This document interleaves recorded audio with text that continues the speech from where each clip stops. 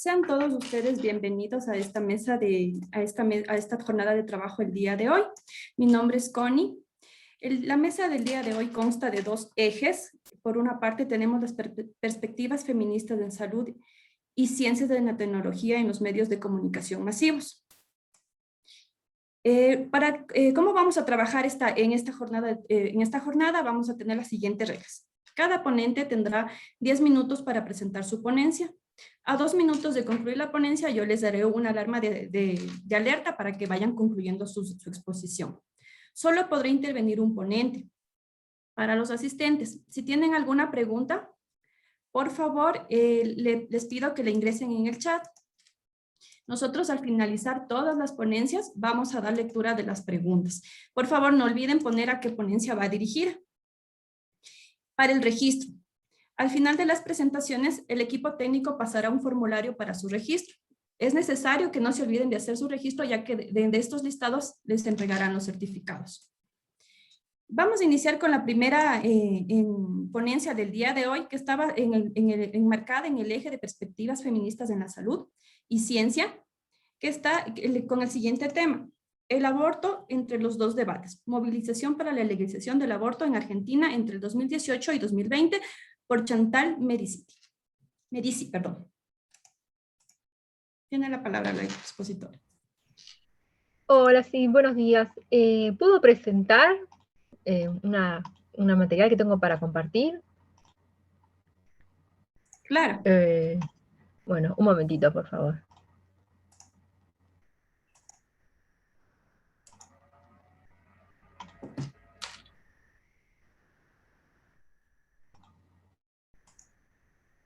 No, no está habilitado dice que no está habilitado para compartir pantalla. Puedo dar la ponencia así, pero hay varias cosas que la verdad que son mejores para ponerlas con imágenes. Ok, Chantal Medici. Por favor, chicos del staff, ¿me pueden ayudar con Chantal? Por favor, intente ahora. A ver.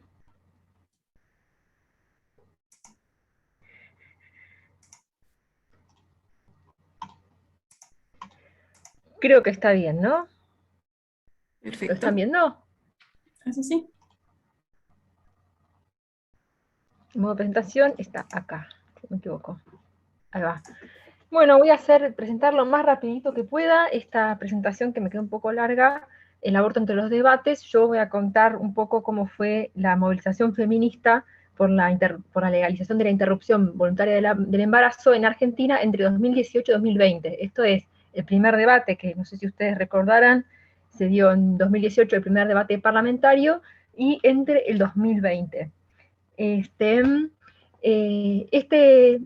Seguimiento lo hice sobre todo, es un seguimiento, está marcado en mi tesis de doctorado en Ciencias Sociales en la Universidad de Buenos Aires, y este seguimiento en particular lo hice sobre todo en base a prensa. Hice un análisis de las principales manifestaciones en el año 2019 y un seguimiento de lo que fue el activismo en pandemia durante el 2020 y todo lo que se hizo para mantener el aborto en agenda. Un par de pequeñas menciones para que no estaba presentando mucho en el exterior y me di cuenta que tenía que aclarar esto. En Argentina se formó en el 2005 lo que llama la campaña para el aborto legal, seguro y gratuito, que es una coordinación que empezó a tener con algunas organizaciones a nivel nacional y que llegó a tener, en 2015 se contaron más de 300 organizaciones, y que su principal actividad, una de sus principales actividades, fue redactar proyectos de ley para la legalización de la, vamos a decirle, IVE-ILE, que es la interrupción voluntaria del embarazo, la interrupción legal del embarazo, que es le vamos a decir, a la ley anterior, que las causales, digamos, que nosotros tenemos desde 1921, nosotras en Argentina. Bueno, eso es la campaña. Los encuentros nacionales de mujeres son encuentros que se hacen una vez al año desde los años 80, cada vez en una ciudad distinta.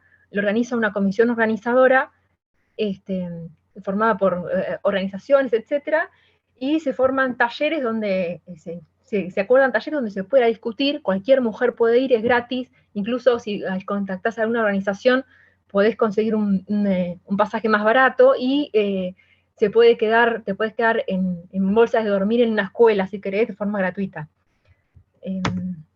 Bueno, para ver cómo estuvo desde 2018 los feminismos en la calle, lo primero que quiero mencionar es que durante los debates parlamentarios de 2018, cuando fue el debate en diputados, el 13 de junio, hubo 1 millón de personas por lo menos alrededor, en Buenos Aires, alrededor del Congreso, y el 8 de agosto, cuando fue en senadores, que fue la derrota, hubo 2 millones de personas. Mientras tanto, el tiempo siguiente, esta es la agenda feminista durante el año, digamos, las principales situaciones en las cuales hay manifestaciones feministas y donde se puso la interrupción voluntaria del embarazo en la calle. Algunas son fechas internacionales, les voy a contar un poquito de las que son más nacionales. El 19 de febrero es algo que instituyó la campaña, que es lo que hicieron por primera vez en 2018, que es el pañuelazo federal, que después lo repitieron año a año.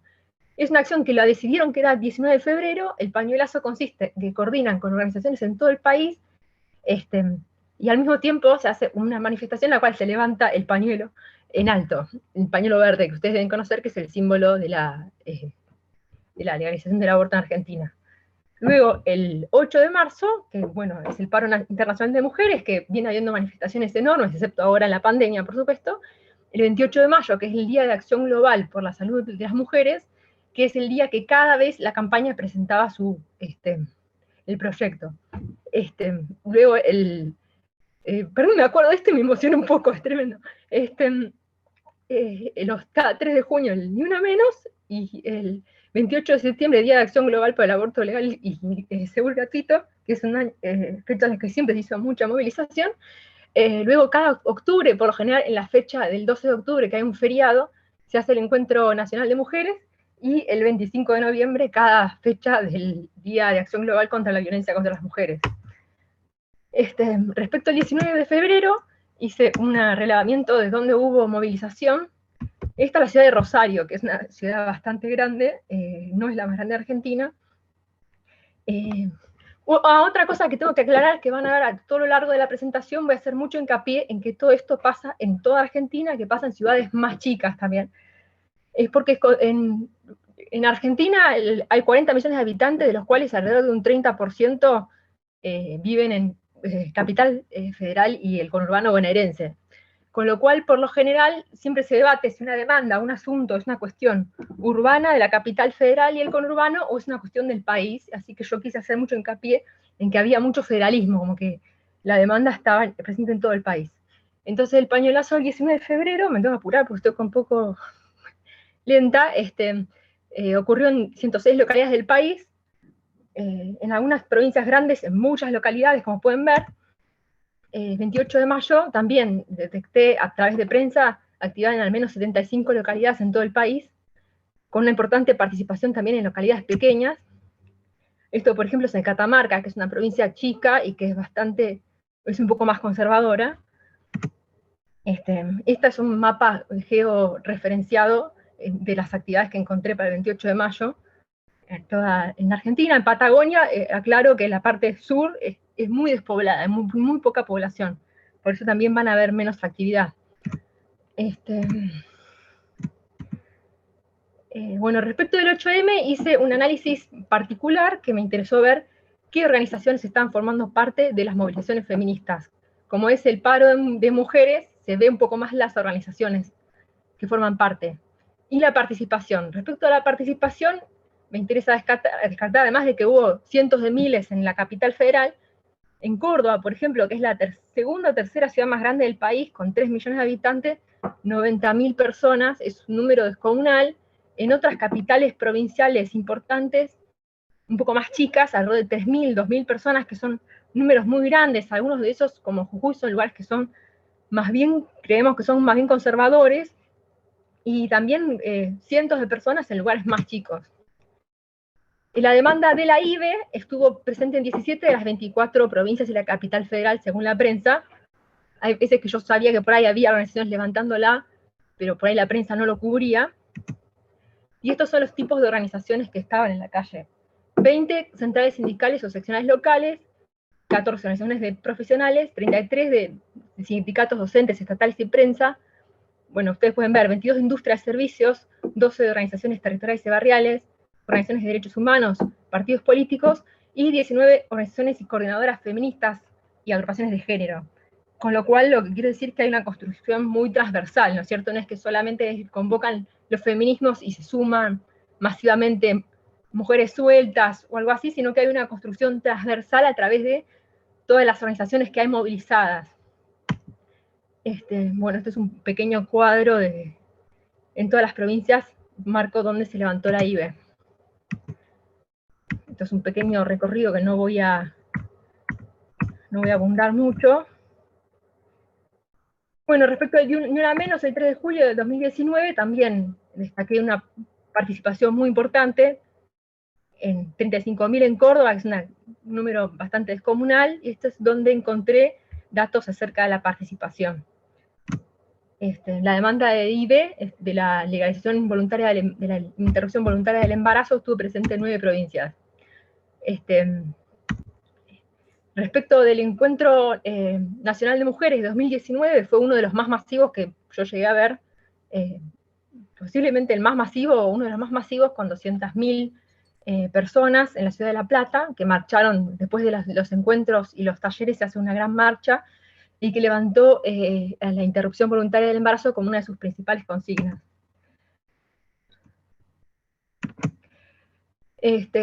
Bueno, no voy a abundar mucho respecto al 27 porque no encontré datos tan interesantes. Otro punto muy importante para destacar fue que en el 2019 fue un año electoral en el que ganó Alberto Fernández. El tema del aborto, por supuesto, estaba muy, muy fuerte en la agenda, y todo el periodismo le preguntaba a los y las candidatas, a quienes se candidateaban, qué opinaban del tema y qué iban a hacer. Entonces, se terminó dando entre los dos candidatos principales, que eran Macri y Alberto, una polarización en la cual Macri se empezó a alinear, después de que abrió el debate en 2018, se empezó a alinear cada vez más con el contra, y Alberto se alineó a favor y ganó las elecciones, habiendo incluido en su campaña electoral, como promesa de campaña, la legalización. Y bueno, y reiteró cuando asumió su promesa, y el 8 de marzo del 2020 hubo una manifestación enorme también, importantísima, en la cual incluyó la IBE como una de sus principales consignas. Esto que ven es una imagen del documento que se consensuado, que incluye la legalización del aborto, que también una participación gigantesca, como pueden ver. Voy a resumir un poquito porque estoy ya un poco tarde. Y después, bueno, en 2020, alrededor del 20 de marzo, ya tuvimos los primeros casos de coronavirus y unos cierres muy estrictos durante muchos meses, también por el tema de que la mayoría de la población argentina está en una ciudad enorme. Había mucho miedo de que se expanda muy rápidamente, y en la capital y su conurbano estuvo cerrado todo por muchos meses. Entonces, durante los primeros meses, además el feminismo, ubicándose los feminismos en la campaña con un gobierno que es aliado, se empezaron a hacer actividades online, se negociaba con gente del gobierno, pero la verdad que el coronavirus había barrido bastante al tema de la IBE de la agenda. Se discutía mucho menos, no estaban los medios, estaba muy difícil volverlo a instalar en los medios. Entonces, bueno, se hicieron toda serie de actividades online. En Ni Una Menos sí se hicieron actividades online, y también en algunas provincias donde la situación epidemiológica lo permitía, se hicieron manifestaciones, pero un poco menos. También se buscaron otro tipo de acciones, como flash mobs, que es lo que se llama, que era ir al Congreso, pintarlo de verde, o hacer alguna acción de ese tipo, llamar a la prensa y después irse, para que no haya concentración de gente. Se hicieron una acción con gigantografías, que con un fondo se llenó la ciudad de gigantografías reclamando que se debata. El 28 de septiembre, que ya empezaba a estar más distendida la situación epidemiológica, se retomó la iniciativa y se hicieron una serie de iniciativas muy importantes, un pañuelazo online, tuitazo, que es como lo llamamos a las intervenciones en las redes sociales, una solicitada en los diarios con la firma de 500 personalidades muy importantes, Amnistía Internacional y el CELS, que es una organización muy importante de derechos humanos a nivel interno, hicieron también exigencias para el tratamiento de la ley. Y en noviembre se empezaron a hacer no manifestaciones, sino caravanas verdes, que son en auto o en moto o en bicicleta, con un número más reducido, no una convocatoria masiva, pero sí un número más reducido de gente de las organizaciones, etcétera, para volver a poner el tema en la calle. Y finalmente, el 17 de noviembre, Alberto Fernández anunció que manda el proyecto.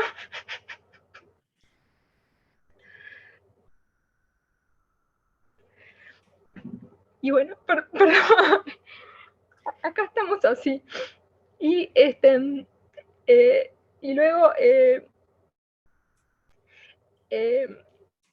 bueno, después de ese entonces hubo enormes manifestaciones, tanto del lado pañuelo verde como el pañuelo celeste, en cada momento del debate en el Congreso, cuando se empezó el debate en comisiones, cuando se hizo el debate en el Congreso, cuando se anunció, el 4 de diciembre, que fue el último día de exposiciones, el 8 y 9 de diciembre, que fue el debate en diputados, y el 29 y 30 de diciembre con el debate en senadores. Así que bueno, bueno, disculpen la emoción, todavía es muy nuevo esto, y la verdad que escribo mi tesis un poco en lágrimas, y Muchas gracias, Chantal. No te preocupes, estamos gracias. contigo. Ha sido un bonito mensaje que nos has dado. Compartimos tu No, emocionalidad también. disculpen, estamos, Tranquila, espero que Chantal. no quedar mal, pero es muy No, no, emocionante muy bonito tu y presentación. para Te nuestras agradecemos, compañeras Chantal. acá también, sí. Gracias. Vamos a dar paso a la siguiente ponencia con el título Derecho a la Salud e Identidades Trans, Experiencias de Homogenización en Argentina, con Cecilia Rutoisbury y Melina Beatriz Antoniuzzi. Julio, por favor. Buenos días, buenas tardes. A mí me gustaría también compartir, y no puedo iniciar mi video, me dice que el hospedador detuvo el video. Bueno, a ver si podemos ahí. No. Seguimos probando, no. Bueno, en todo caso empiezo a compartir pantalla y vemos si en algún momento podemos iniciarlo.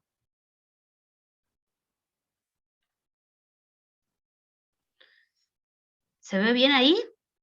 Perfecto. ¿Puedes abrir la presentación? Se ve muy bien. Melina, tal vez puedes abrir la presentación porque está puesta como diapositiva dentro del...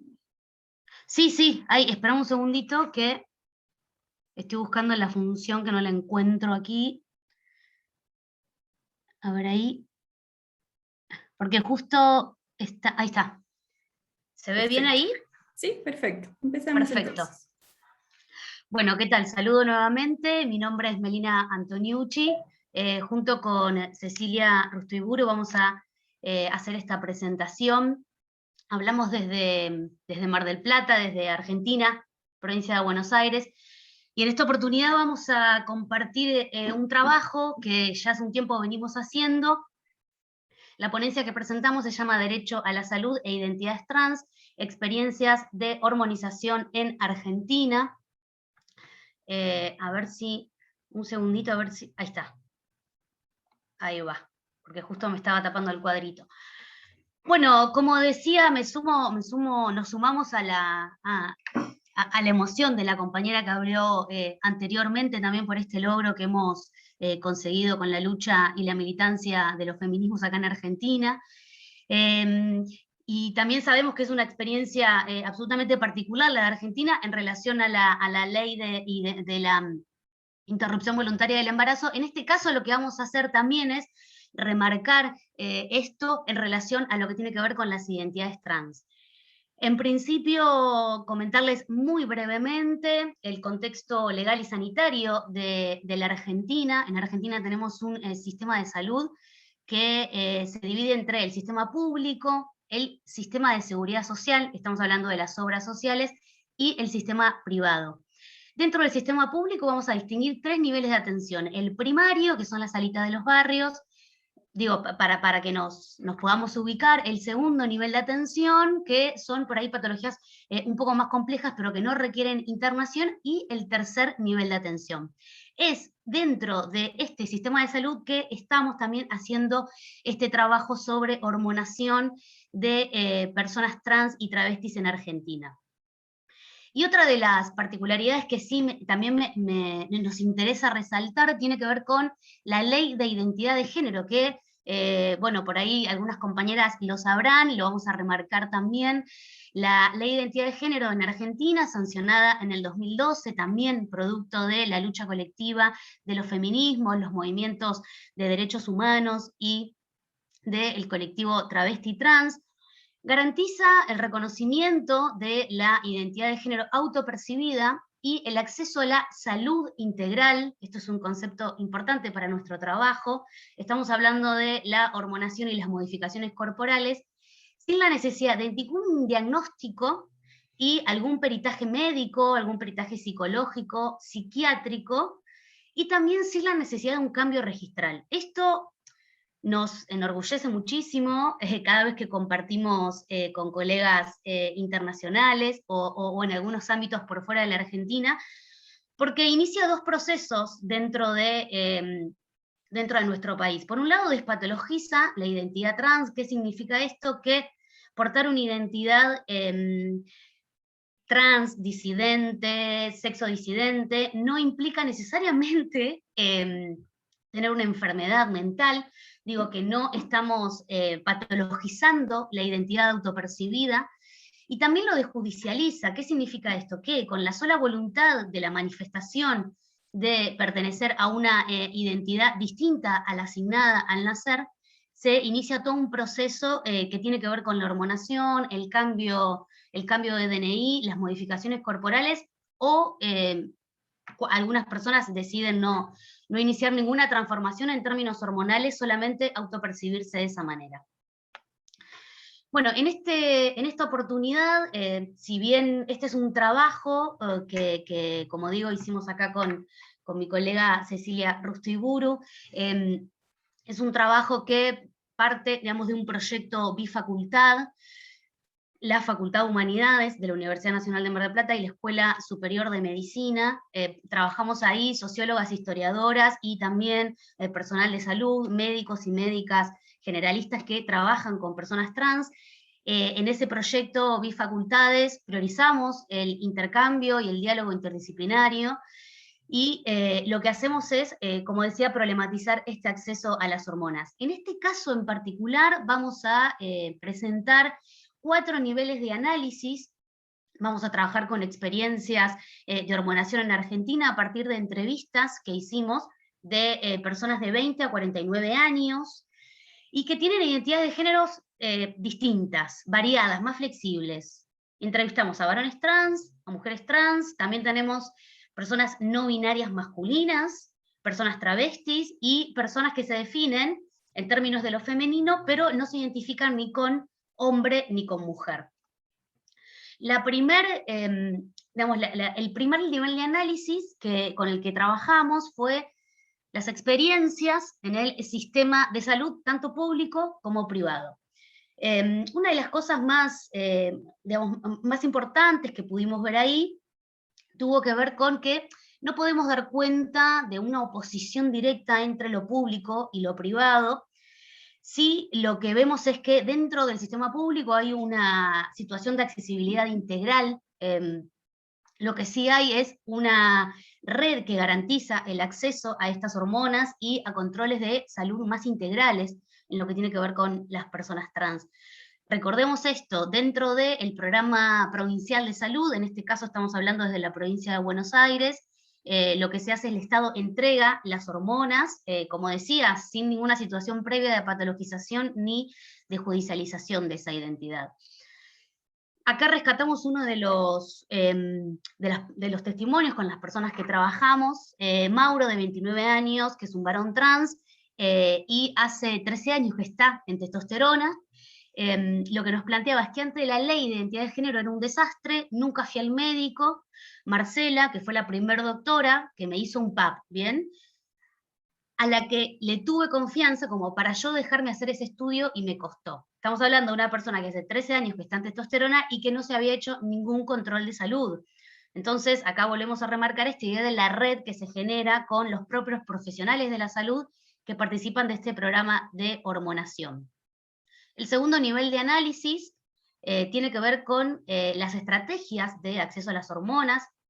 y la circulación de medicamentos que hay distintos a los circuitos tradicionales, como puede ser, necesito un medicamento, voy al médico, me hace una receta, voy a la farmacia y lo compro. Acá sí podemos pensar un antes y un después de la ley, sobre todo porque en este proyecto trabajamos también con personas travestis o personas trans que empezaron su proceso de transición y de hormonación antes de la ley. Entonces, la manera de acceder a esos medicamentos no solamente era clandestina, sino que muchas veces lo que surgía específicamente en las identidades travestis es que accedían a esos medicamentos a partir de redes de parentesco y sociabilidad trans. Trabajamos con el testimonio de Lorena, de 45 años, travesti, que nos cuenta que durante muchos años, desde chiquita, yo tomaba hormonas. Una amiga me decía, con esta vas a tener una voz femenina, con esta vas a tener pechos, con esta caderas, esta te mejora el pelo. Le ponía hormonas hasta el shampoo. La que me decían, esa me encajaba. Y nosotros le preguntamos, ¿pero nunca te la recetó un profesional de la salud? No, nunca. Fui a ver un profesional de la salud. Por eso luchamos tanto, porque me reventé el hígado. Me trajo muchas complicaciones el no tener un control médico. Y lo contrastamos con el testimonio de Noah, de 25 años, que se autopercibe como no binario masculino. Y acá sí vamos a ver una diferencia absoluta en relación a lo que tiene que ver con el acceso a las hormonas. Noah nos decía, no tuve muchos problemas, cuando presenté todos los papeles para iniciar la cobertura, lo único que me pidieron fue que querían que mis órdenes de la testosterona fueran firmadas por un endocrinólogo. Y como mi médica es formada en hormonación para personas trans, me hizo una nota explicando que ella podía hacerme este tipo de coberturas y ya. Siempre me cubrió al 100%. Algo que aparece en el testimonio de este segundo nivel de análisis en relación a las estrategias de acceso a hormonas, que lo vemos mucho, es que en ambas situaciones, tanto en personas que han empezado su proceso de hormonación antes de la ley de identidad de género, como gente que, o personas que la transitan ahora a ese proceso de hormonación, sí vemos una erosión de la autoridad epistémica médica. ¿Qué significa esto? No vemos en en este grupo de personas con las que trabajamos, gente que llega a un consultorio y podríamos pensar lo que se presenta como paciente, ¿no? Como alguien que no sabe nada, no sabe lo que quiere, y no tiene demasiada idea de su proceso de salud. En este caso, vemos a personas que entran al consultorio, inclusive discutiendo la autoridad médica, o inclusive con información muchas veces más información que el médico o la médica sobre el efecto de las hormonas, sobre lo que quieren en su cuerpo, sobre cómo quieren transitar su identidad de género y a qué cambios y modificaciones corporales quieren arribar. Esto, particularmente en el caso de los jóvenes, podemos pensarlo a partir de la democratización de la información y sobre todo de la cantidad de youtubers e instagramers trans que cuentan y comparten su proceso de hormonación en las redes sociales. Y los últimos dos aspectos que analizamos, como para ir cerrando y no robar más tiempo, no sé bien cómo voy con el tiempo, porque aparte estoy hablando a la pantalla y no veo a nadie. Sí, no, sí te estamos escuchando todos. Ya estamos fuera del tiempo, mi querida, por favor, vamos cerrando. Perfecto, ya. Los últimos dos niveles de análisis tienen que ver con las demandas de autopercepción y el reconocimiento legal. Lo que vemos es todas las personas hicieron el cambio del DNI, como decía anteriormente, no hace falta tener ningún tipo de certificado para eso. Sí, muchas personas reconocen lo ficticio de esos DNI porque no pueden registrar su verdadera identidad, por ejemplo, en el caso de las personas no binarias o travestis. Otro de los testimonios con los que trabajamos tiene que ver con la negociación que se produce respecto a, por ejemplo, acceder a un cambio registrar en el DNI, pero perder la ciudadanía italiana, porque era varón en la ciudadanía italiana y era mujer, entonces, digamos, eso queda ahí en proceso de negociación. Y el último eje sobre el que trabajamos tiene que ver con identificar dos grupos, un grupo, por un lado, que plantea una flexibilidad, como decía, en esta identidad. Hablamos de personas no binarias, personas travestis, personas que no se definen como varones o mujeres, y que esa flexibilidad identitaria se traslada a la forma en la que utilizan las hormonas, y por otro lado un grupo que se afianza mucho más en estas modificaciones corporales o en estos procesos de hormonación para afianzar su proceso identitario. Bueno, no quiero robar más tiempo, pero sí comentar que en Argentina no solamente tenemos esta ley que nos convierte en uno de los países vanguardia para pensar las identidades de género, sino también que en este caso Argentina no tiene una regulación sobre cómo tiene que ser estos procesos de transición hacia el género autopercibido, sino más bien no estamos pensando en momentos etapistas, sino también el proceso de transición como un proceso en sí mismo. Perdón por el tiempo que me pasé. Tranquila. Muchas gracias, Melina. Un gusto compartir contigo. Les recuerdo, suenan 2 timbres. La primera a los 8 minutos para que ustedes vayan considerando el tiempo y vayan cerrando su presentación. Y pues vamos a dar paso a la siguiente ponencia, que es maternidades, género y salud mental. Algunos resultados de una investigación en la ciudad de Buenos Aires con Eugenia Bianchi. ¿Qué tal? Buenos días.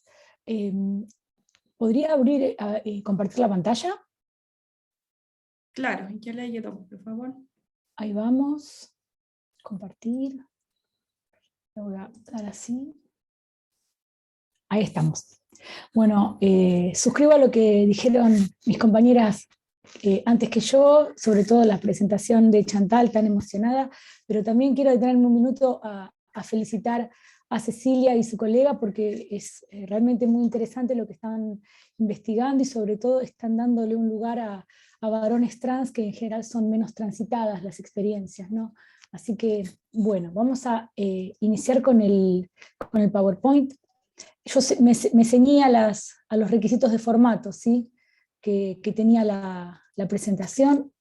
Lo que voy a presentar en nombre de mis compañeras también, Camila Seijas y Ana Clara Fiamberti, son los resultados de una investigación que realizamos en la ciudad de Buenos Aires durante el año 2018 y que tuvo que ver con indagar acerca de algunas características de los sentidos de la maternidad en relación a los cuidados, al género y a la salud mental en mujeres cuyos hijos o hijas tenían un diagnóstico de salud mental.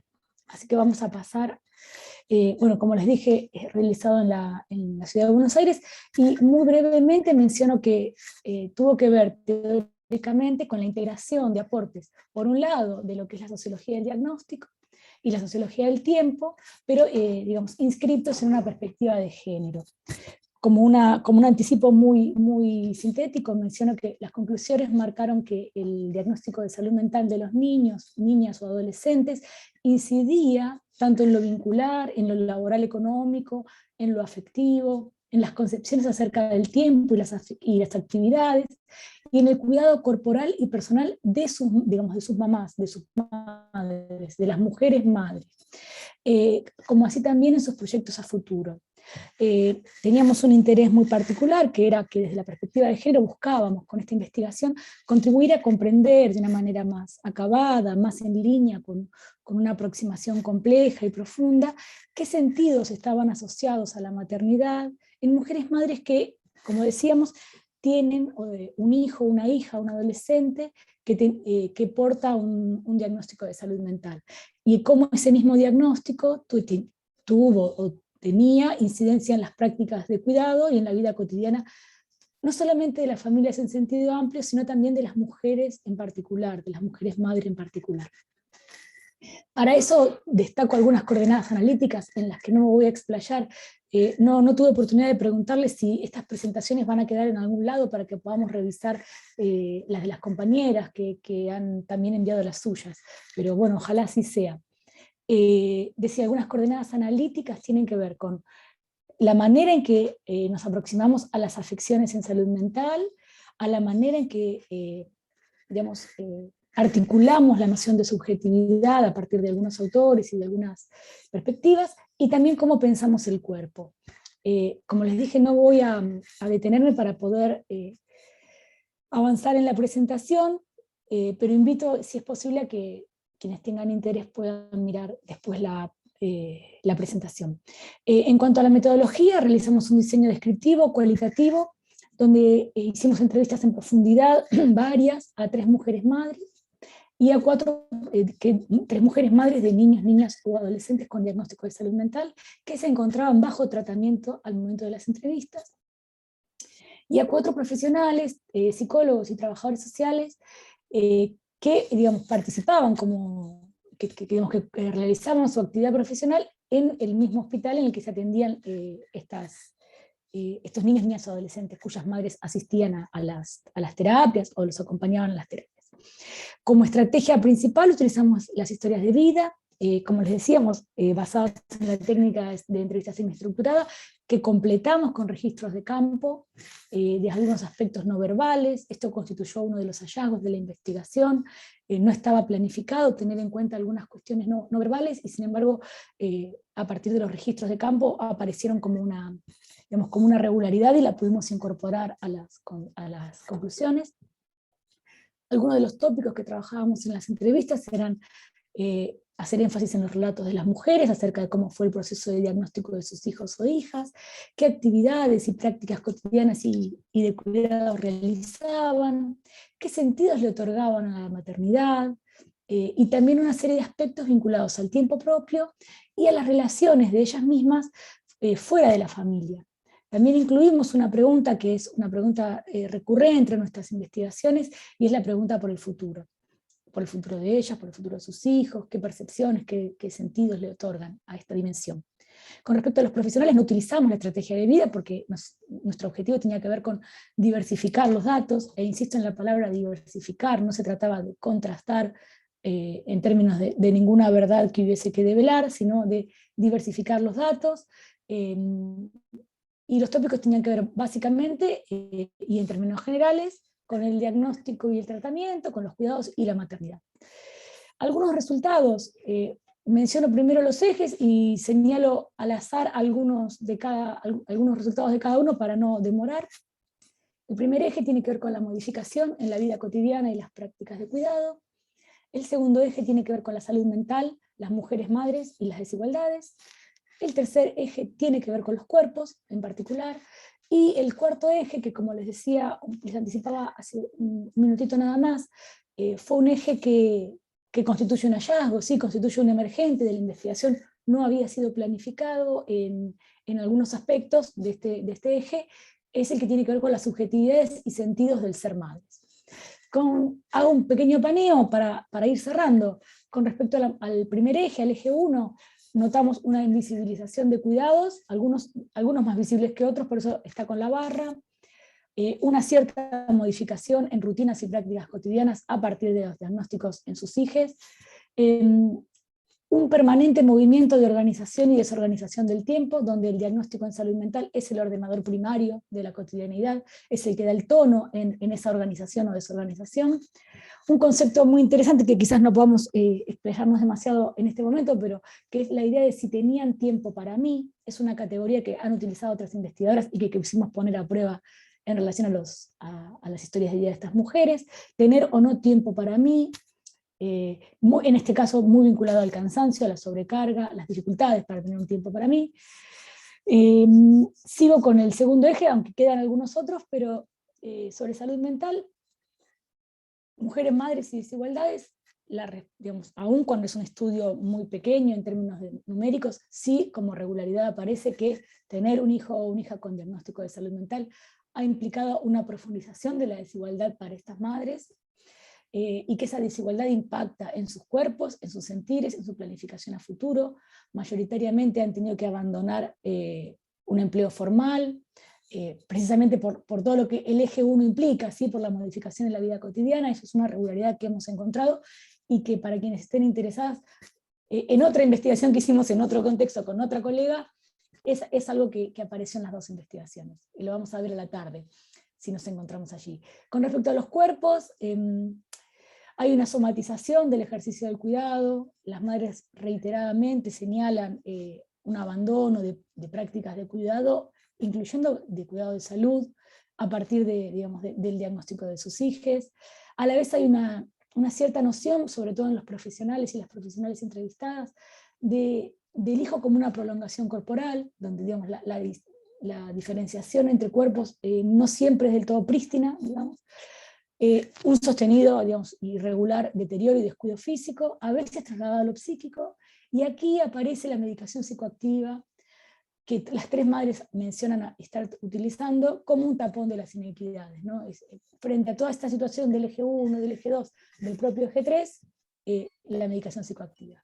Vamos a llegar bárbaro. En relación al cuarto eje, planteamos algunas preguntas que organizaron este eje, y es, bueno, ¿qué era ser madres para ellas? Y aparecían como polos opuestos el deber y el deseo. ¿Qué sentimientos atravesaban a estas mujeres? Basándonos en investigaciones previas, sabíamos que se había relevado sentimientos como la angustia, la culpa, la tristeza, el desagrado, el duelo, la vergüenza, la estigmatización. En lo que tiene que ver con esta investigación, lo que notamos era que hubo un rechazo inicial a cumplir el rol de cuidadora.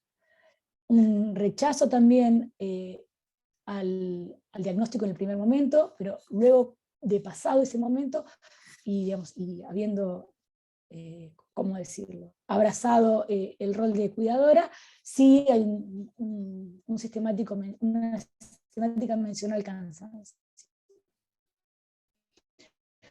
En relación a cómo se consideraban como madres, había un sentimiento generalmente positivo, vinculado sobre todo a este. Y con respecto al futuro, que es una pregunta muy, muy sustancial y que sabemos que produce muchos efectos muy conmocionantes en las personas a quienes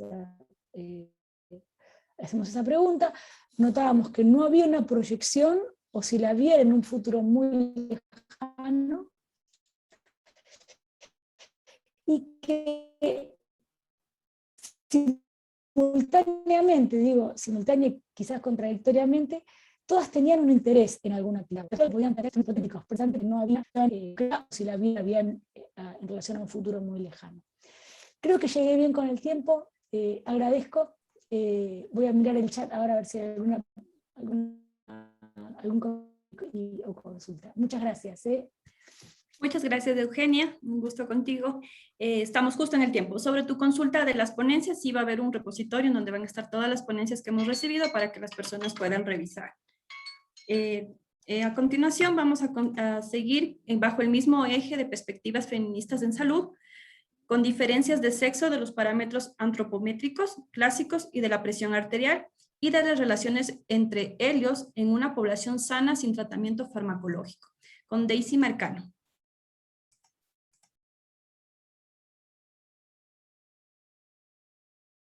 Daisy.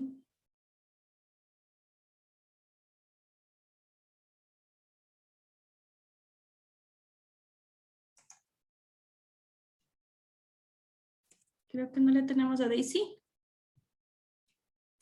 No la encuentro conectada.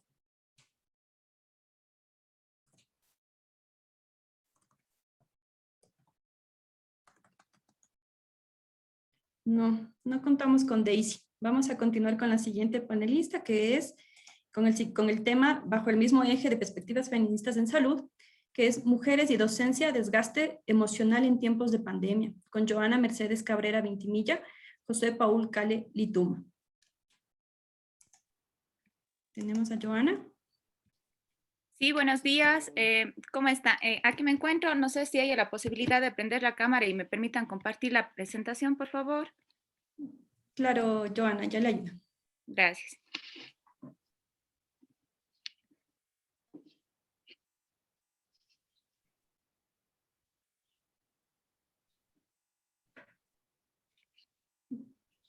Creo que... Ya está, sí, ya. Ya está compartida, sí. Bueno, buenos días con todas, compañeras. Un gusto para nosotros, primeramente, felicitarles a las compañeras que ya han presentado sus temas. Nosotros vamos a hablar un poquito también de lo que es la parte de la docencia con Josué. Mi compañero, hemos realizado una investigación sobre la parte del síndrome de Burnout en algunas instituciones aquí en la ciudad de Cuenca, en la que nos hace mención sobre las mujeres, docencia, desgaste emocional en estos tiempos de pandemia. Bueno, les comento un poco de la investigación. Como les había comentado, nosotros con Josué aplicamos en algunas instituciones en la ciudad el test del síndrome de Burnout, ya que a más de que las mujeres, como mujeres tenemos que, no sé por qué no se me pasa, perdón.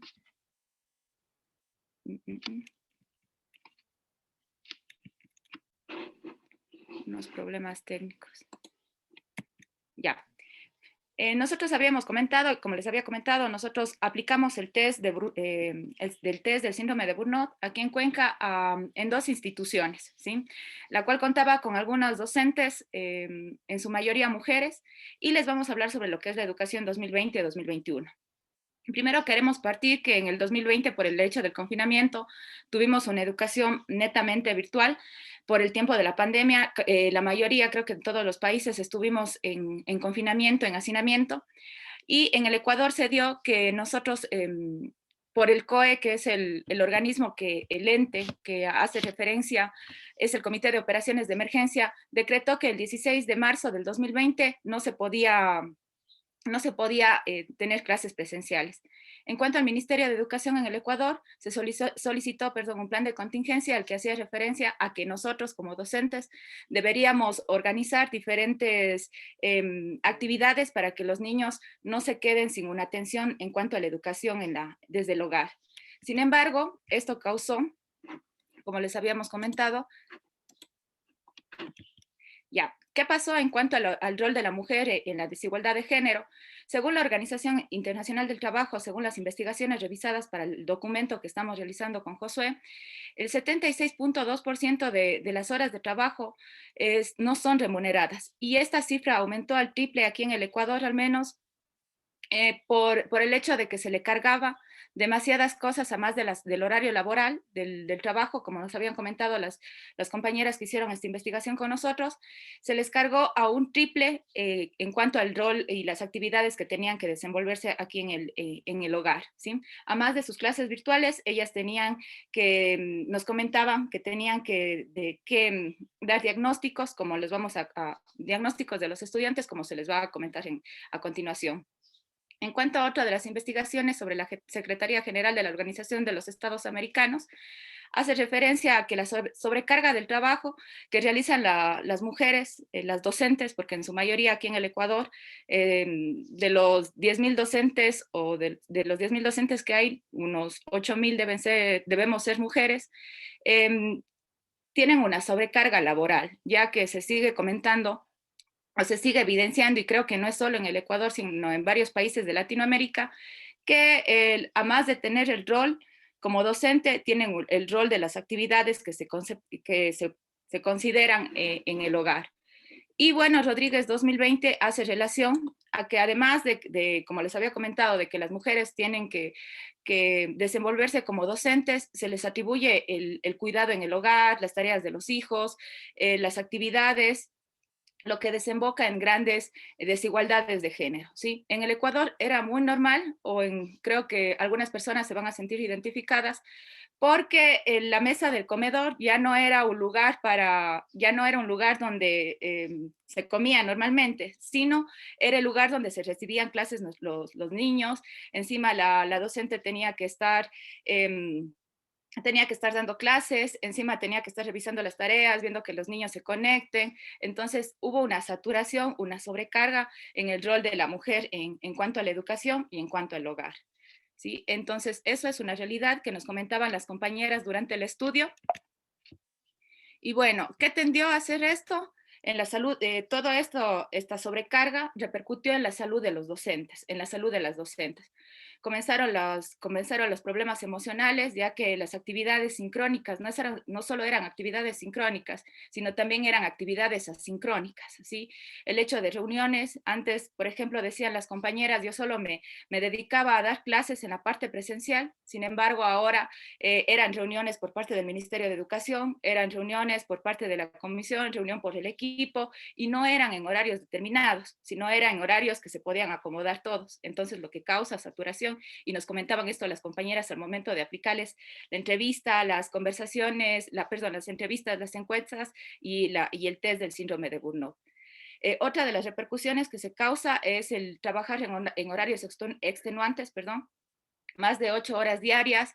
Creo que la mayoría de nosotros, las personas que somos docentes, tendemos a desarrollar dolores de cabeza, más conocidos como las cefaleas, gastritis, porque no estamos preocupadas en un solo tema de que voy a dar mi clase, sino también tengo que hacer el almuerzo, también tengo que atender a los niños. Entonces, todo este estrés causó, como ustedes saben, el síndrome de burnout es la saturación de actividades en la parte de la docencia que estamos hablando ahora. Entonces, las docentes no podían, ellas siempre nos comentaban en el momento que aplicábamos la evaluación, nos comentaban que ellas no podían estar en paz dando solo su clase porque su pensamiento ya estaba en otras cosas.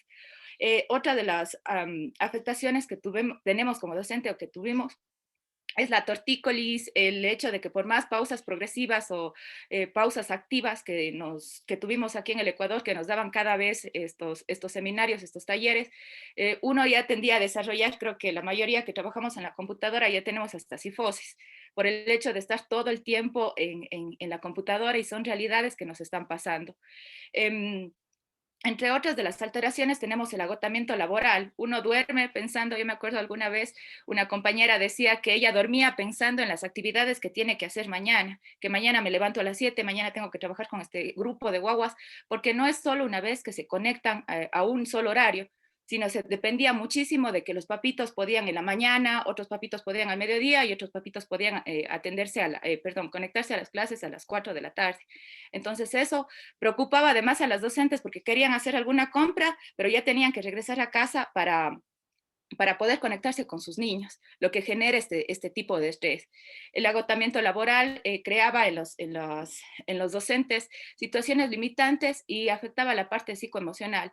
Cabe recordar que si yo no estoy bien emocionalmente, yo represento eso con mis estudiantes. Entonces muchas de las veces las compañeras decían que a veces se ponían mal genio, que a veces los pequeños o los niños de diferentes edades les veían y que estaban muy estresadas, les preguntaban, profe, ¿qué le pasa? Era el cansancio y el agotamiento laboral, que esta saturación que venimos hablando se ha reproducido en la parte física de los docentes.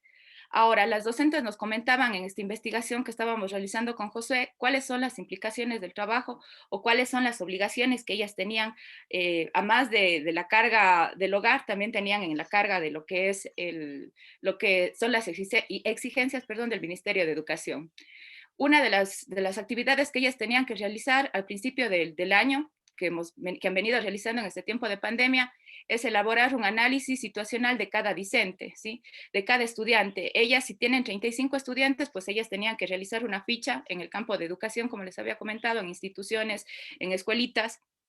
Tenían que realizar una ficha para saber si los niños tenían accesibilidad a la conexión, si cada niño tenía problemas en el internet, cuántas veces se podía conectar a la semana, si se podía conectar si se podía conectar todos los días. Entonces, tienen que hacer una ficha donde se evidencie los problemas o las necesidades de cada estudiante. Otra de las actividades o de las implicaciones del teletrabajo para ellas hablaban sobre la planificación de las planificaciones grupales y las planificaciones personalizadas, porque no todos los niños tenían un acceso a internet. Entonces había un grupo que podía conectarse el lunes, otro grupo que podía conectarse el miércoles en la tarde, otro grupo que podía conectarse el viernes. Entonces lo que implicaba que hagan dos tipos de planificación: una semanal, otras personalizadas para los niños que tienen necesidades educativas, otra para el grupo de niños que podían conectarse todos los días. Entonces es una sobrecarga de trabajo para los profes de educación aquí en el Ecuador. Y lo que ellas comentaban, y vuelvo y repito, ¿no? El hecho de que no era tan cargado cuando trabajábamos de manera presencial a lo que ahora tenemos. Decía, yo en mis horas daba mis clases y no pasaba nada. Pero en cambio ahora es demasiado el trabajo que nos exige el Ministerio de Educación. La elaboración del material didáctico, el elaborar el tiempo que indica o el tiempo que refiere, el elaborar material, porque tienen que elaborar el espacio donde se pueda dar la clase, el material para los estudiantes, el material didáctico para el trabajo con los más pequeñitos. Por ejemplo, aquí en educación inicial en el Ecuador, siempre se trabaja con un montón de muñequitos, con un montón de guías. Entonces, eso involucra bastante tiempo, ¿sí? Como cuarto punto, entre las implicaciones son los informes semanales y mensuales que requiere o que solicita el Mineduc. cómo están avanzando los guaguas, los niños, perdón, las evaluaciones. Además de los informes, ellas tienen que dar un seguimiento, el crear un portafolio de cada estudiante, de cada actividad. Los papás semanalmente mandan o evidencian las actividades que hicieron, las actividades asincrónicas. Eso tiene que ser subido a una plataforma. Entonces, todo eso implica tiempo porque hay papás que no mandan a tiempo, hay papás que lastimosamente dejan para el último. Entonces como docentes se tiene que estar atrás cada momento para poder evidenciar y subir estos portafolios en la plataforma del ministerio. Otra de las actividades que tenían que encargarse son evaluaciones de desempeño estudiantil, las evaluaciones para los niños regulares que se conoce aquí, para los niños con necesidades educativas, que son otro tipo de evaluaciones, las evaluaciones que son grupales. Entonces, como ustedes pueden escuchar y como se pudo evidenciar, es una sobrecarga para la docente. Las capacitaciones a representantes legales, que también está dentro de los planes anuales de la escuela, también es una sobrecarga porque las docentes tenían que hacer una reunión mensual con los papás para saber los avances, otra reunión para la capacitación del uso de tecnologías, otra capacitación para los recursos, para cómo desarrollar. Entonces es un montón de carga para el docente, lo que como habíamos mencionado, repercute en la parte emocional y en la parte física. Como séptimo punto, nos habían mencionado que la asistencia a reuniones convocadas por el Mineduc y por la institución, ¿sí? No siempre se daban los horarios. Por ejemplo, hay docentes que trabajaban de manera vespertina o matutina y vespertina. Sin embargo, las reuniones se realizaban en horarios de 7, 8 de la noche, que no son horarios laborales aquí en el Ecuador. El Mineduc citaba los fines de semana, el sábado, el domingo, ya que se tenía que estar en continua capacitación, especialmente en el uso de las herramientas tecnológicas para poder estar a la par con los niños. Y además de todas estas cargas laborales que se menciona o que nos mencionaron en investigación, también se tiene el rol de la mujer. Además de ser docente, además de ser profesional, tenía que cuidar de su familia y del hogar, de realizar diferentes actividades. Como les habíamos mencionado, las profes nos decían, tenemos que estar con el bebé en un lado, como se ve en la imagen, con el bebé en un lado, con la computadora en el otro, planchando la ropa. Lastimosamente son realidades que se dan aquí en el Ecuador. Entonces, estamos desarrollando esta propuesta, se sigue luchando contra las desigualdades aquí en el Ecuador. Sin embargo, es un trabajo largo y nosotros hablamos desde el campo con Josué, hablamos desde el campo de la docencia. Eso, compañeros, muchísimas gracias por el espacio. No sé si estoy a tiempo. Muchas gracias, Joana. Te agradecemos por tu presentación. Vamos a continuar bajo el eje de ciencia y tecnología en los medios de comunicación masivo con el tema La mujer como fuente científica, académica en la comunicación audiovisual del cambio climático, con Hilda Paola Muñoz. Bueno, buenos días con todos. Primero quiero agradecer la oportunidad que me han dado las entidades organizadoras para presentar esta comunicación. Bueno, yo voy a presentar la mujer como fuente científico-académica en la comunicación audiovisual del cambio climático. Es un tema que se enmarca dentro de mi área de investigación, que es la comunicación científica. Solamente un segundito que quiero ponerle en grande. Aquí está. Listo. Es un hecho que las mujeres han cobrado un mayor y creciente protagonismo en la sociedad. Sin embargo, estas aún deben luchar con el imaginario social de que las tareas en el ámbito público, entre las que se encuentra la solución a los problemas sociales, a priori están en manos masculinas. Esa percepción se debe, entre otras cuestiones, a las representaciones de los medios de comunicación que no han sabido impulsar un tratamiento más equitativo de la mujer y reflejar la realidad social con mayor fidelidad. La ciencia, por ejemplo, es aún una actividad netamente masculina, y es que son esas voces las que encajan con el estereotipo más difundido de quienes hacen ciencia. Cuando los medios omiten la referencia a una persona, colectivo, organización, etc., producen invisibilidad y, en definitiva, cero notoriedad y relevancia social. Por ello, la necesidad de que adopten frames más igualitarios. Ante la importancia de los medios de comunicación en la construcción de la imagen social de quienes hacen ciencia, el entorno digital resulta especialmente interesante debido a que, a diferencia de los soportes tradicionales, no está limitado por factores como el tiempo y el espacio, ni por los criterios de noticiabilidad que deciden qué eventos son de interés periodístico. En esa línea, hay 3 ámbitos sobre los que se puede abordar el derecho a la comunicación: la producción, la emisión y la recepción. El interés de este estudio es aportar información sobre la presencia de la mujer en la comunicación del cambio climático. Es por eso que se escogió a la producción, ya que considera el acceso y participación de las mujeres en la generación de información. En cuanto a la metodología, se optó por el análisis de contenido. De todos los formatos disponibles, se eligió el vídeo en línea por ser el de más rápido crecimiento en el ciberespacio. Se estima que a escala mundial 3 billones de minutos de contenido audiovisual cruzarán Internet cada mes para 2022. Y de entre los principales temas científicos, se eligió el cambio climático por representar el mayor desafío ambiental del siglo, ya que medio grado más de calentamiento en nuestro planeta marcará la diferencia entre la vida y la muerte según las estimaciones del Grupo Intergubernamental de Expertos sobre Cambio Climático. Dado que el tema del cambio climático tiene gran relevancia, se escogieron los vídeos más populares sobre esa temática en YouTube. La popularidad resulta interesante dado que el cambio climático requiere de la acción urgente de los gobiernos, las empresas y los ciudadanos.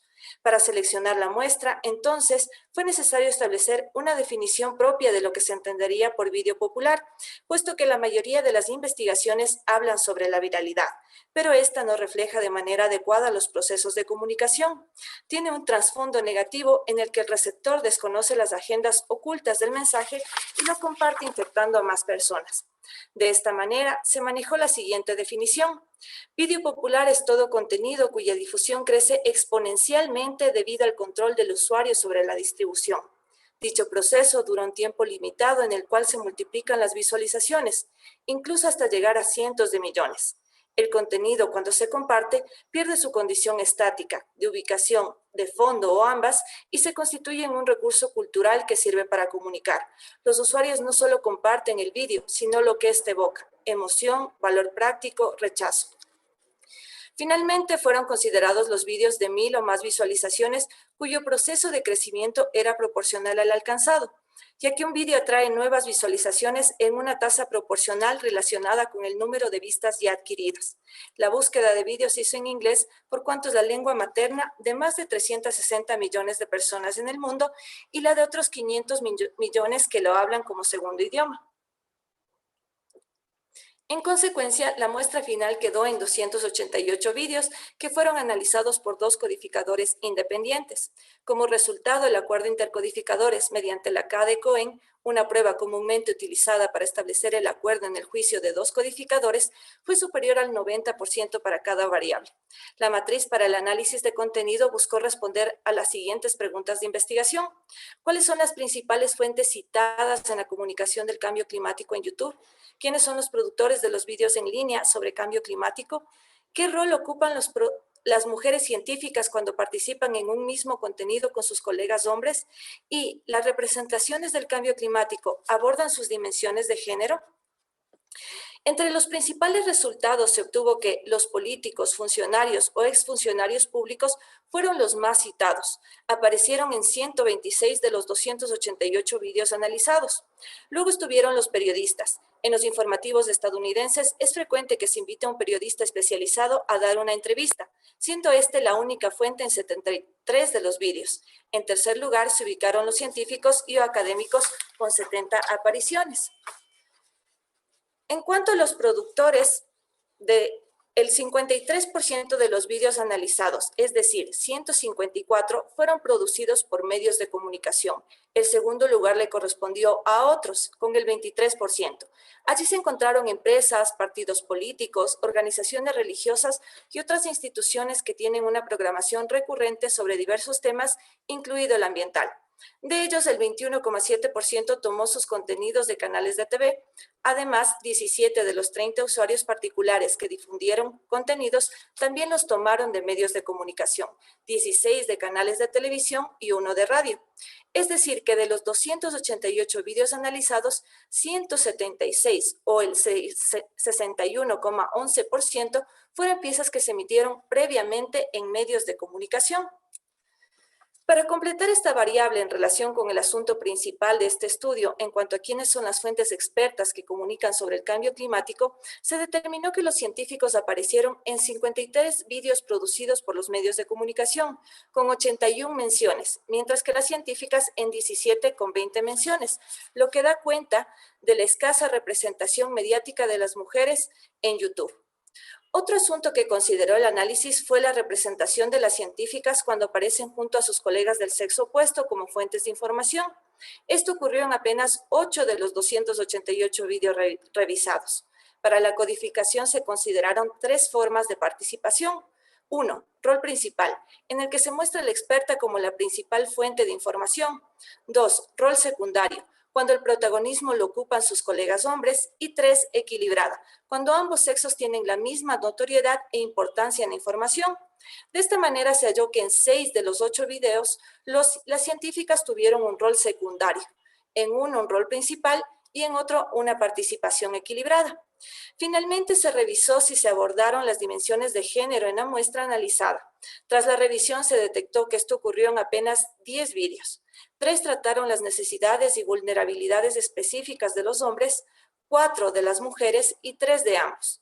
Estos resultados evidentemente preocupan porque abordar las cuestiones de género en el cambio climático ayuda a comprender mejor las circunstancias particulares que enfrentan hombres y mujeres, lo que promueve la adopción de políticas eficaces. Entre las conclusiones de este estudio se puede destacar que, aunque en el entorno en línea contemporáneo a menudo se promociona como un espacio democrático abierto a perspectivas que regularmente podrían ser excluidas de las plataformas de medios controladas por profesionales, las mujeres están subrepresentadas en YouTube. Las fuentes a las que se recurren los vídeos populares en línea sobre cambio climático hacen cuestionable la calidad de esas piezas. Los políticos y funcionarios o exfuncionarios públicos captan la mayor cantidad de atención. Sin embargo, sus criterios pueden generar confusión en audiencia debido a que son fuentes inexpertas sobre el clima. Esto, además, afecta la percepción, ya que esos actores estructuran sus discursos conforme a sus intereses y objetivos. Por último, para fomentar la paridad, los contenidos deben elaborarse desde una perspectiva de género a favor de la igualdad social. No solo hay que cambiar las dinámicas periodísticas de los medios de comunicación, que se encontraron como los principales productores.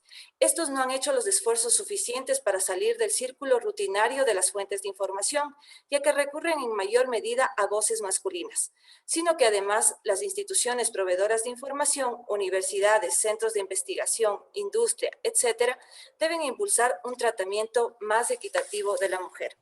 Muchísimas gracias a todos. Muchas gracias, Paola. Bueno, les agradezco a todos por sus presentaciones. Hemos concluido en la que es la parte de exposición.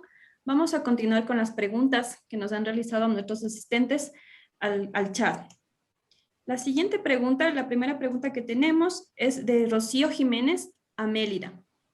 Gracias, Mélida, por vuestro aporte. Me pregunto si tenéis proyectos iniciados o futuros con menores trans y ¿cómo se da cobertura en la Ley e Identidad de Género de Argentina?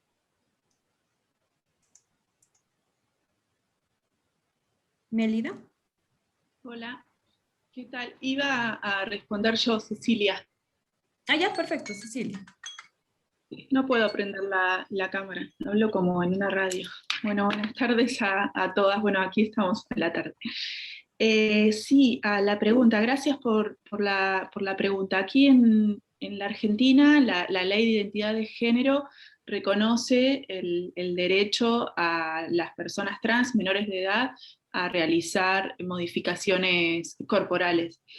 Y la legislación vigente, específicamente el Código Civil, pero también la Ley de Protección de los Derechos de Niños, Niñas y Adolescentes, establece que en lo que tiene que ver con tratamientos médicos, siempre debe mediar el consentimiento de los niños para realizar cualquier práctica. De los 13 a los 16 años pueden decidir con autonomía emprender cualquier tipo de tratamiento, por ejemplo, un tratamiento, un proceso de modificación hormonal, lo podrían realizar siempre y cuando no implique riesgo de vida. Y a partir de los 16 años tienen capacidad plena para emprenderlos. Entre los 13 y los 16 es un periodo ahí gris donde depende a veces la interpretación del o la profesional, pide o no que tengan autorización del padre, madre o tutor legal. Lo que hemos visto nosotras en nuestro trabajo de campo es que en el programa provincial que hoy comentaba Melina, que provee las hormonas y garantiza el acceso gratuito a esas tecnologías, en ese ámbito están comenzando con los tratamientos de bloqueo de la pubertad a partir del estadio Tanner 2, y se garantiza ese acceso, y vemos en nuestras entrevistadas y entrevistados de endocrinólogas infantiles del Hospital de Niños o del Hospital Regional de aquí de la zona, ahí hay barreras para acceder sobre todo a lo que tiene que ver con el bloqueo de la pubertad. Luego, el proceso que generalmente se emprende entre los 15 y los 16 años, que se suele llamar como hormonización cruzada, en esos no hay tantas barreras ni tantos reparos, pero sí hay una controversia abierta en torno de los bloqueadores de la pubertad. Tanto una discusión entre los profesionales y las profesionales de la salud, como entre las familias de los niños, niñas trans. Hay algunas que lo promueven y otros que no, que directamente están planteando que es una forma de reforzar el binarismo de género. No creo que respondí, no quiero extenderme más. Muchas gracias, Cecilia. Por favor, ¿me pueden ayudar con la cámara de Cecilia? Las próximas preguntas también van para Mélida y Cecilia. Continuemos. Esta pregunta viene igual para Mélida y Cecilia. Es de Janet Paquita Salvador. Los resultados anotados son lo que se han obtenido en esta época de pospandemia, y qué otros propósitos tienen para mejorar lo que requiere atención.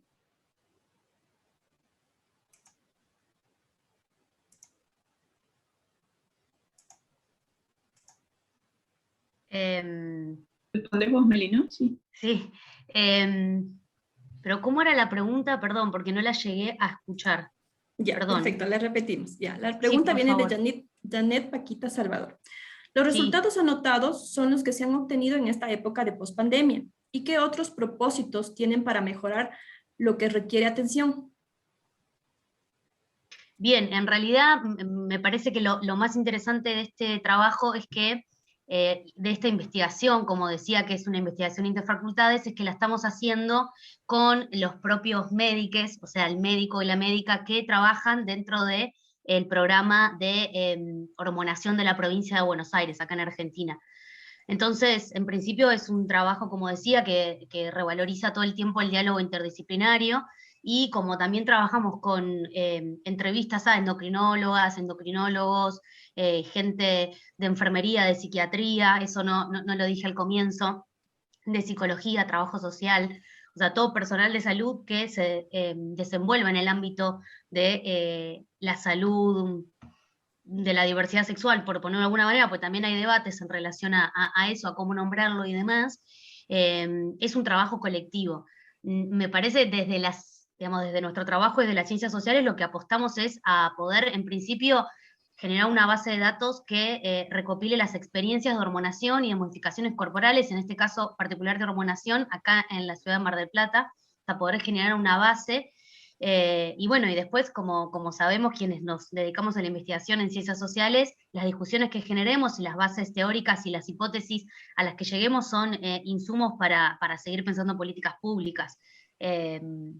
Eso, en ese sentido, sí vemos que también a partir de la pandemia lo que hay, por ejemplo, más que en la medicación, o sea, estamos hablando de las hormonas, Sí hay algunos retrasos en relación a, por ejemplo, varones trans que se quieren hacer la mastectomía. Justo hoy a la mañana hablaba con uno porque estamos ahí como viendo de qué manera podemos acompañarlo en la obra social y demás, porque le están retrasando, por ejemplo, la cirugía por el contexto de pandemia. Ahora no sabemos si es una excusa, si efectivamente es así. Bueno, digo, por ahí esos son como los procesos más puntuales que acompañamos, y después también desde nuestro activismo político particular, más allá de nuestras investigaciones, acompañando estos procesos. Eso, no quiero robar más tiempo. Ok, muchas gracias. La última pregunta igual para Mélida y Cecilia. Está dirigida, la propuso Milagros Sorbetti. Les quería consultar por algunas cuestiones relacionadas a las entrevistas. ¿Cómo se pudieron acercar a las personas que entrevistaron? ¿Cómo se pudieron generar ambientes de confianza y respeto? Resalto que me llama la atención gratamente los testimonios que han podido recuperar y el abanico de los mismos. ¿Quieres que conteste, Meli? Bueno, en parte Meli adelantaba algo recién, ¿no? Que estamos trabajando en conjunto con algunos profesionales de la salud, y las entrevistas, algunos de nuestros entrevistados son usuarios que se atienden en el programa de diversidad, otros vienen de investigaciones previas que ya habían facilitado el acceso al campo y el trabajo con personas trans, la tesis de licenciatura de Meli, y de otro compañero, de Cristian Darouchi, que hizo su trabajo de campo con trabajadoras sexuales trans acá en Mar del Plata. Bueno, obviamente nuestro proyecto de investigación fue evaluado por el Comité de Ética de la universidad, que avaló y financió la investigación, pero después también en el momento de generar ambientes de confianza, pensemos en contexto de pandemia, todas las entrevistas empezaron en este contexto, y todas, casi todas, en algunas fuimos personalmente, pero en casi todas son a través de Zoom, y tratamos de combinar en las entrevistas a alguien de las ciencias sociales y un médico generalista que está en el equipo, y tratamos de que quien entreviste no sea el médico de esa persona, tratamos, no, lo hacemos siempre, que no entrevisten a su propio paciente o usuario en el sistema de salud. Eso. Ya, muchas gracias. Y una acotación muy pequeña que Ok. también tiene que ver con nuestra implicancia como activistas en la temática de diversidad sexual y de salud. Hace un tiempo venimos trabajando en ese ámbito, y eso también implica una cierta referencia, una cierta confianza que genera condiciones de acceso al campo mucho más favorables. Muchas gracias. Muchas gracias, Melida. La siguiente pregunta es para Paola. Es de Janet Paquita. ¿Qué políticas a su criterio debe implementarse para que los medios de comunicación brinden los espacios a las mujeres? Bueno, muchas gracias por la pregunta. Hay varias cuestiones, ¿no? Primero, cambiar ciertas dinámicas periodísticas, porque como hay el estereotipo del científico hombre, por lo general cuando los periodistas están elaborando sus informaciones, buscan principalmente a hombres como referentes de la ciencia.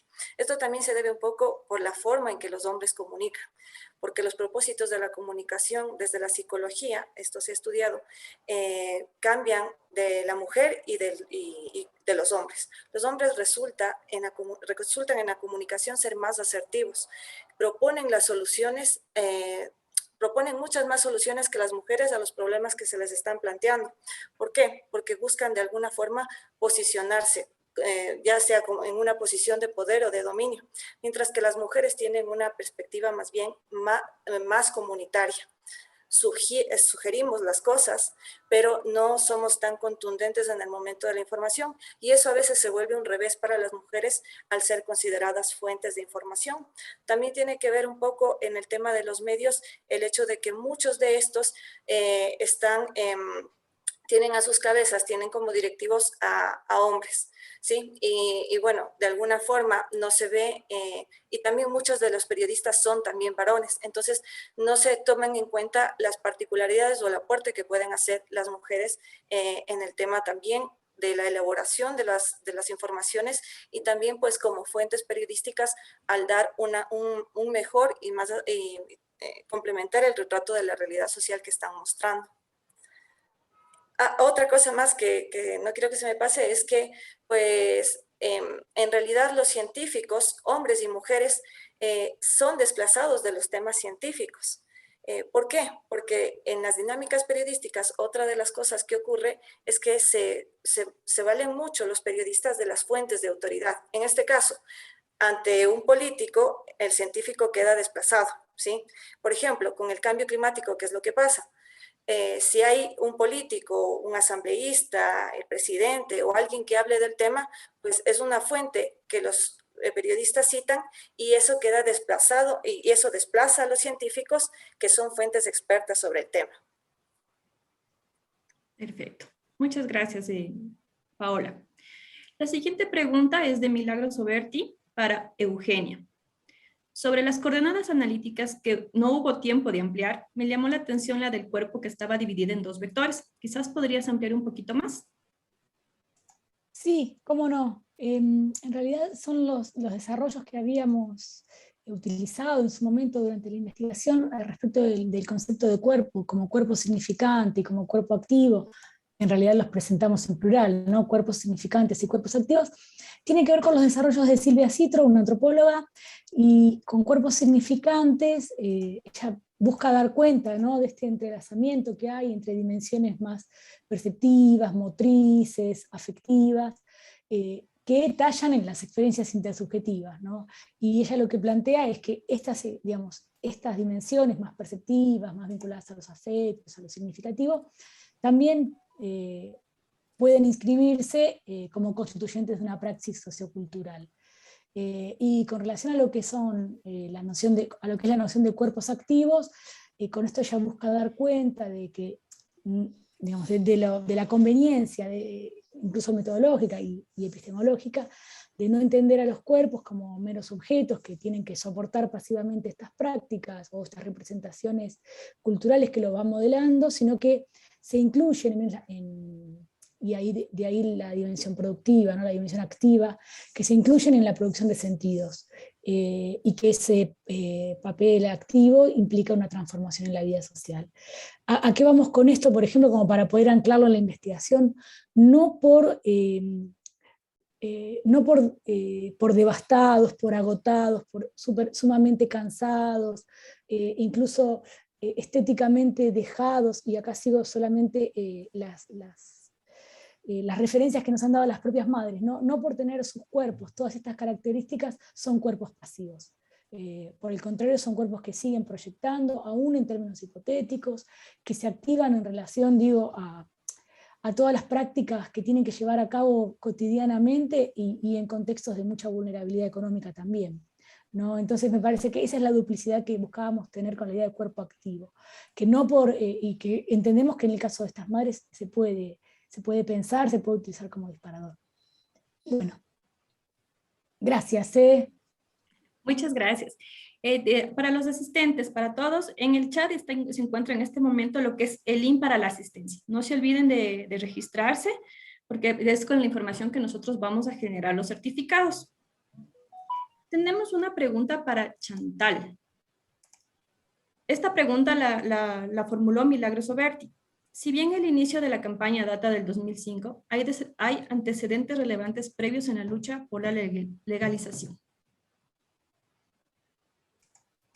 Sí, hay varios antecedentes importantes. Me remití no más que al 2005, sobre todo porque tuve que acotar mucho para poder presentar en 10 minutos, pero sí, las primeras expresiones de la demanda son en Argentina en los años 70, antes del golpe militar, y luego sí, empieza a haber una organización por el derecho al aborto en los años 80 con la Comisión del Derecho al Aborto, con Dora Koledesky y otras de las que nosotros llamamos históricas en nuestro país, de las militantes históricas. Y hay otro momento muy importante, los años 90, que es el 94, con la reforma constitucional, porque se intentó incluir lo que se llamó la cláusula barra, que era una cláusula que consagraba el derecho a la vida desde la concepción, y los feminismos se agruparon en lo que se llamó MADEL, Mujeres para Decidir en Libertad, y lograron frenar la inclusión de esa cláusula. Esos fueron los momentos más importantes del tema aborto, interrupción del embarazo, más importantes para mí desde antes de la creación de la campaña.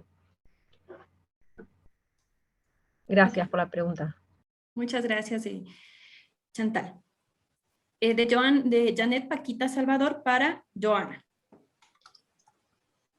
¿Qué innovaciones a su criterio debe considerar el Ministerio de Educación para esta época de pospandemia en relación a los niños? Bueno, gracias Paquita por la pregunta. El hecho es que yo soy de la concepción en que realmente cuando hacemos adaptaciones curriculares con los niños, les estamos haciendo aquí en el Ecuador una especie de exclusión, sino más bien un trato igualitario, un trato equitativo. No hacerle una planificación diferente a los niños con necesidades educativas, sino más bien incluirles, ¿sí? En España es muy común que toda la parte de educación especial, aquí nosotros tenemos por diferentes carreras, educación especial, educación intercultural. Estas carreras deberían estar inmersas tanto en el campo de la educación inicial como en el campo de la educación básica, ¿sí?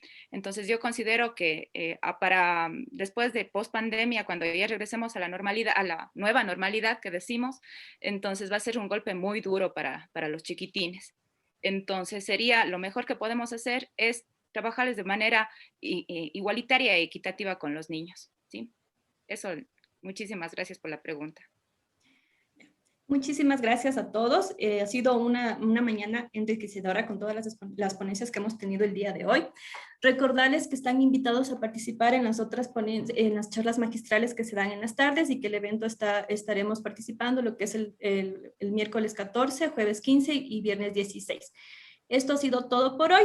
Parece que están teniendo algún problema con la formulación, con el formulario. Por favor, para que nos avisen si están logrando... si han logrado ingresar el registro y si no, pues nos van escribiendo para ayudarles. Les agradecemos a todos por su presencia. Muchas gracias.